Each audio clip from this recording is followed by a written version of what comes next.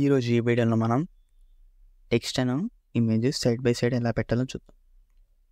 So ఫస్ట్గా మనం స్క్రీన్లో చూసుకుంటే ఒక టెక్స్ట్ ఉంది, ఒక ఇమేజ్ ఉంది. ఆ రెండు సైడ్ బై సైడ్ ఎలా వచ్చినాయి.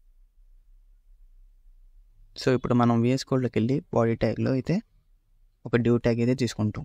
3 డివ్ ట్యాగ్లు తీసుకోవాలి. ఫస్ట్ ఒకటి మెయిన్ డివ్ ట్యాగ్, దాంట్లో ఒక టెక్స్ట్ డివ్ ట్యాగ్, ఇంకోటి ఇమేజ్కి ఇంకో డివ్ ట్యాగ్. సో ఈ డివ్ ట్యాగ్ అంటే అది ఒక కంటైనర్ లాగా. సో ఇప్పుడు టెక్స్ట్ ప్లేస్లో నేను ఒక స్మాల్ టెక్స్ట్ అయితే రాస్తున్నాను, తర్వాత వేరేది రీప్లేస్ చేద్దాం.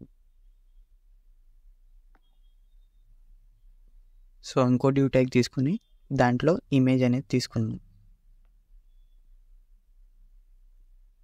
ఇమేజ్ అనేది సేమ్ ఫోల్డర్లో ఉంటే ఈజీగా మనం ఫైల్ నేమ్ రాస్తే ఈజీగా వచ్చేస్తుంది. సో దీంట్లోనే ఈ ఫోల్డర్లోనే ఇమేజ్ పెట్టుకోవడానికి ట్రై చేయండి. ఈ డివ్ ట్యాగ్స్కి మనం అయితే పేర్లు అయితే ఇచ్చేస్తున్నాం. మెయిన్ డివ్ ట్యాగ్కి ఏమో మెయిన్ అని పేరు ఇచ్చేసాం, ఇంకోటి టెక్స్ట్ దానికి టెక్స్ట్ అని పేరు, ఇంకోటి దానికి ఇమేజ్ అనే పేరు అయితే ఇచ్చేసాం. సో ఇలా 3 ఇచ్చేసిన తర్వాత సిఎస్ఎస్ని అయితే లింక్ చేద్దాం.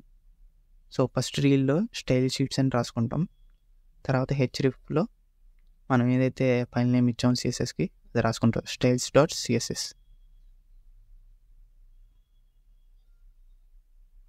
సో ఫస్ట్గా మనం అయితే అవుట్పుట్ అయితే ఒకసారి చూసుకుందాం ఎలా వస్తుందో.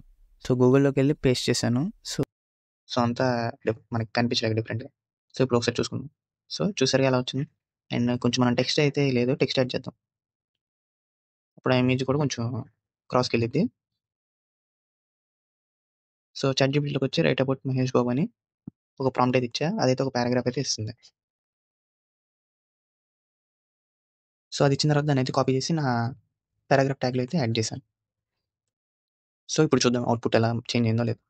సో ఇప్పుడు మన దాంట్లోకి వెళ్ళి చూస్తే సో చూసారుగా ఇలాగ text and image side by side అయితే పెట్టుకోవచ్చు. మనం కొద్దిగా మార్జిన్ కూడా ఇద్దాం సిఎస్ఎస్లోకి వెళ్ళి.